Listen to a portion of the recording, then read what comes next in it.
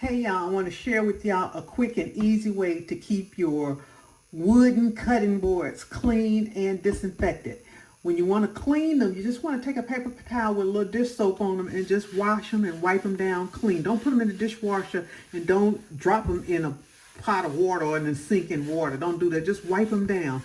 And then when you want to disinfect them, I keep a bottle of vinegar in my kitchen. You just spray it down with vinegar, and then you just take another paper towel and just wipe it through. And then when you want to keep it in good working condition, I do this probably about once every 3 weeks to once a month. I squirt the oil on it that I bought with this board. This is a Booz board, and Booz make their own oil to care for their boards. And about once a month, I put the oil on it and just run it through like this and just leave all the excess oil on it. And then the next morning, if there's any oil left over, I just take a paper towel and just wipe it off in the morning, because what's happening overnight is that the wood is actually absorbing the oil.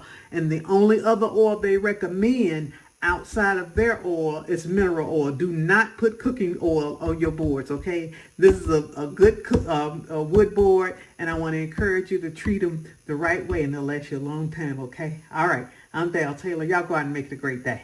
Bye now.